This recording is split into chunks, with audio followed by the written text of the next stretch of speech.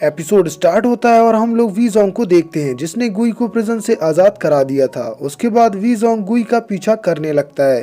फिर हम देखते हैं कि वो अभी भी गुई का पीछा कर रहा है। इसके बाद गुई किसी सीक्रेट प्लेस पर पहुंच जाता है जहां पर उसका इंतजार क्यूसिमो और बाई डुआंग भी कर रहे थे। पर तभी हम लोग देखते हैं कि गुई के पीछे से वहां पर वी जोंग आ जाता है जो अपनी स्वॉर्ड बाहर निकाल करके उन लोगों की तरफ बढ़ने लगता है। ये देख करके वो तीनों वी जोंग से फाइट करने के लिए तैयार हो जाते हैं और फिर वो लोग वी जोंग की तरफ बढ़ने लगते हैं। पर तभी वहां पर यान लिंग पहुंच जाती है जो कि हुंगलियान को साथ में लेकर आई हुई थी। और फिर हुंगलियान वी जोंग को देख करके बहुत खुश हो जाती है कि अब वी जोंग उसे बचा लेगा।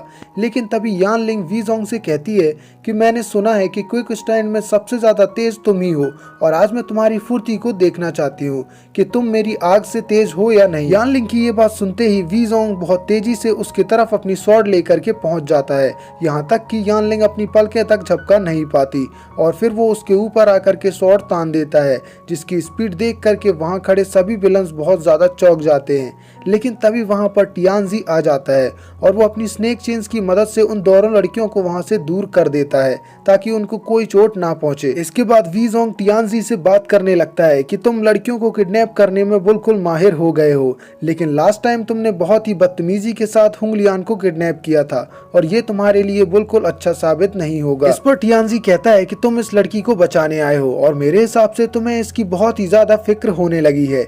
लेकिन वी जोंग इसके लिए मना कर देता है और वो कहता है कि उसे हुंगलियान की कोई भी फिक्र नहीं है, वो तो बस यहाँ पर उसे बचाने के लिए आया है क्योंकि उसे हान फे ने ऑर्डर दिया है। फिर टियानजी वी जोंग को धमकी देता है कि तुम बड़ी ही आसानी से यहाँ आकर के हमारे जाल में फंस चुके हो, जिस पर वी जोंग कहता है कि तुम्हारा ये जाल बहुत पुराना हो चुका है और तुम क्या समझते हो कि तुम मुझे पकड़ सकते हो या मेरे साथ कुछ भी कर सकते हो, और आज मैं किसी भी हालत में यहाँ से हुंगलियान को लेकर जरूर जाऊंगा। जिस पर टियानजी कहता है कि तुम अपने अपोनेंट को कमजोर समझने की भूल मत करो।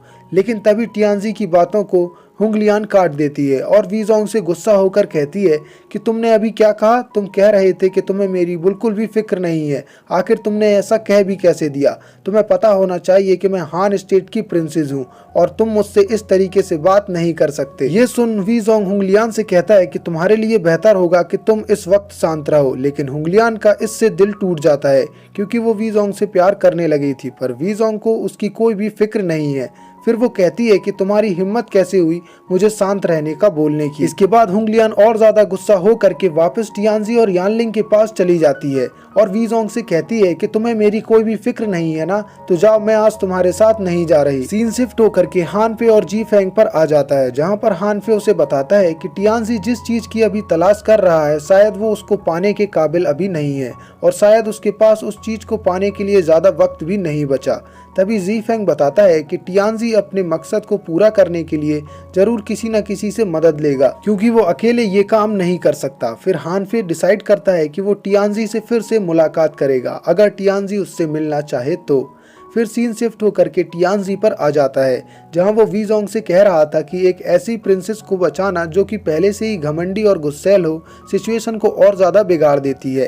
इसके बाद टियानजी वी जोंग को वही ब्लैक पॉइजन बॉटल दे देता है जो कि उसे उस ब्लैक ड्रेस वाले आदमी ने कुछ दिन पहले दी थी। फिर वो वी जोंग से कहता है कि चूंकि हम दोनों के बीच में डील हुई थी इसीलिए मैं गुई के बदले हुंगलियान को जाने दूंगा, बट अब हुंगलियान तुम्हारे साथ नहीं आ रही तो मैं तुम्हें खाली हाथ नहीं जाने दे सकता, इसलिए मैं ये तुम्हें ब्लैक पॉइजन बॉटल दे रहा हूँ जो कि मेरे प्रीशियस खजाने में से एक है और बेहतर होगा कि तुम यहाँ से जिंदा वापस लौट जाओ। फिर वी जोंग वहां से हुंगलियान को बिना लिए जाने लगता है, लेकिन हुंगलियान ये देख करके उसे रोकने की कोशिश करती है पर फिर भी वी जोंग नहीं रुकता और वहां से निकल जाता है जिससे हुंगलियान बहुत ज़्यादा उदास हो जाती है। पर वो अभी भी गुस्से में थी कि वी जोंग ने ये कैसे कह दिया कि वो उसकी चिंता नहीं करता। तो यानलिंग उसे बताती है कि अगर वी जोंग तुम्हारी फिक्र नहीं करता तो वो टियानजी की दी हुई बोतल कभी नहीं लेता, पर उसने सिचुएशन को समझते हुए बोतल ले ली और वैसे भी लड़के झूठ बोलने में माहिर होते हैं। सीन शिफ्ट होकर के हान यू पर आ जाता है जो कि जनरल से कह रहा था कि उसका एडॉप्टेड सन चैंग क्राउन प्रिंस को बचाने वाला था, लेकिन उसकी फाइट वहां पर तुम्हारे किसी आदमी से हो गई। इस पर जनरल बताता है कि मोया ने ये क्राउन प्रिंस की सेफ्टी के लिए किया था। इस पर हान यू कहता है कि जरूर उन दोनों के बीच में कोई मिसअंडरस्टैंडिंग हो गई होगी, लेकिन इस बात को आपको इजीली नहीं लेना चाहिए। जिस पर जनरल बताता है कि वो अकेले ही क्राउन प्रिंस को बचा सकता है। तो हान यू बोलता है कि जनरल, आपके सामने के एनिमीज ने बहुत कुछ चेंज ला दिए हैं, पर आप अभी भी अपनी स्ट्रेटजी में कोई भी चेंज नहीं ला रहे। तो जनरल उससे पूछता है कि किस तरह के चेंजेस आखिर वो लोग लेकर आए हैं। तो हान यू बताता है कि उन लोगों के पास प्रिंसेस हुंगलियान है। फिर हान यू आगे कहता है कि हुंगलियान की किडनैपिंग की वजह से इस सिचुएशन में बहुत सारे चेंजेस आ गए हैं और प्रिंसेस रॉयल फादर की सबसे चहेती बेटी भी है, और मैंने अभी तक नोटिस नहीं किया था कि अब वो शादी के लायक हो चुकी है। तो उसके साथ कुछ ऐसा वैसा हुआ तो सारा इल्जाम जनरल के ऊपर आ जाएगा।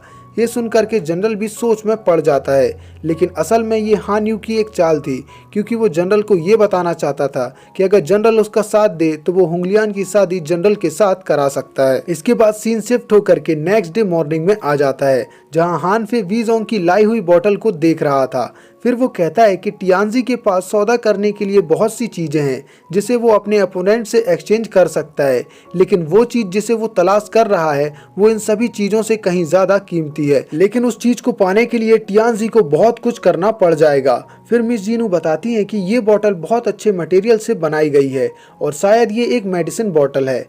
फिर हान फे मिस जीनू से कहता है कि आपके हिसाब से टियानजी को कोई और कंट्रोल कर रहा था और हो सकता है कि ये बोतल टियानजी की आज़ादी की चाबी हो। इसके बाद जी फेंग उस बोतल को देखने लगता है और उसके बाद वो गौर करता है कि उस बोतल पे एक फ्लाइंग ड्रैगन स्नेक बना हुआ है, और फिर वो ये बात हान फे को बता देता है, जिसे देखकर हान फे बताता है कि ये एक मिथिकल मॉन्स्टर है जो कि रिप्रेजेंट करता है आधे ड्रैगन को और आधे स्नेक को, और ये आग की लपटों की तरह हवा में उड़ सकता था। और इसके बारे में कहा जाता है कि इसका डर डरावने सपनों की तरह लोगों को सताता था।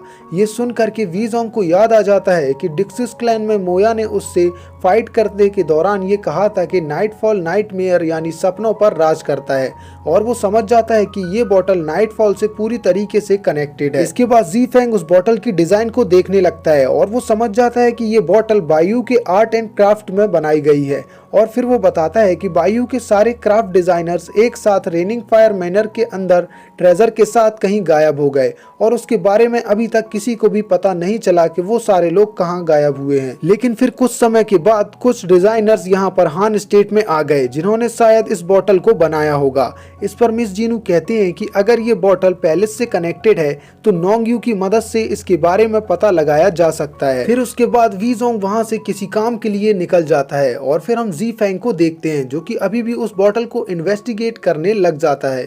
फिर हान फे रूम की खिड़की पर खड़ा होकर के हुंगलियान के बारे में सोचने लगता है, और वो कहता है कि काश हुंगलियान भी इस सुबह की रोशनी को देख पा रही हो। पर तभी सीन शिफ्ट होकर के हुंगलियान पर आ जाता है, जिसे बाईडुआंग उसे एक अंधेरे कमरे में बंद कर देता है, जहां जाकर हुंगलियान चिल्लाने लगती है कि प्लीज मुझे बाहर निकाल दो, और अगर उसे कुछ हुआ तो तुम्हें वीजोंग की पावर का अंदाजा नहीं है कि वो तुम में से किसी को भी नहीं छोड़ेगा। पर इसके बाद हुंगलियान उस अंधेरे कमरे को देख करके बहुत ज्यादा डरने लगती है।